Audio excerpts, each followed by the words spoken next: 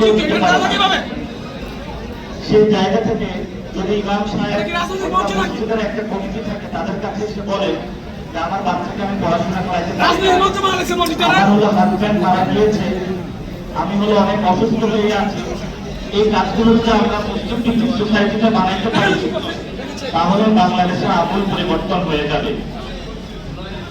তো বাংলাদেশে আমি যেখানে যাই অনেক মানুষ আমার সাথে দেখা করতে আসে। আমি সবাইকে একটা কথা বলি, আপনারা মসজিদে আসেন। তো গত রমজানে আমি রেখলায় তারাবি একটা কর্মসূচি করেছিলাম, সব মসজিদে গিয়ে তারাবি করেছিলাম। তো সেখানে যারা ইয়াং জেনারেশন তারা বলতেছে ভাই ইসলামের তারাবি করতে হাঁটু ব্যথা হয়ে যাচ্ছে। এখন যারা ইয়াং জেনারেশন আছে তাদেরকে আমরা মসজিদে আসতে বলি, মসজিদে যদি আমরা অর্থনৈতিক একটা সামাজিক কাঠামো নির্মাণ করতে পারি, তাহলে আমাদের বাংলাদেশটা আমূল পরিবর্তন হয়ে যাবে। আপনারা জানেন সাম্প্রতিককালে আমাদের ভারতে বিজেপি জয়ী হয়েছে পশ্চিমবঙ্গে, এটা আপনারা জানেন।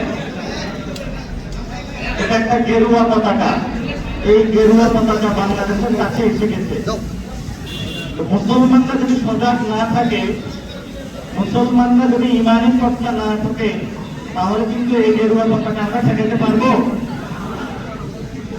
গত 15 বছরে অনেক আলেম ওলামার উপরে নির্যাতন হয়েছে, অনেক মানুষ অনেক কষ্টে ছিল।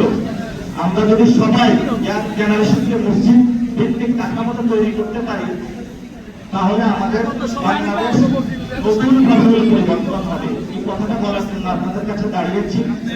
আর যেটা শেষ কথা, আজকে মুজিব সাহেব আমার ক্যাম্পাসের বড় ভাই, একটা কথা বলেছেন যে হজের কথা, হজের ফজিলত বর্ণনা করেছেন। আমি সৌদি আরবে কয়েকদিন হজ করে এসেছি, আমার এখনো চোর উঠেও না শিক্ষা। আমরা করে এসেছি, আমরা যেটা দেখেছি বাংলাদেশের নারায়ণগঞ্জ থেকে শুরু করে পুরো বাংলাদেশের অনেক ছেলে সেখানে সুইপার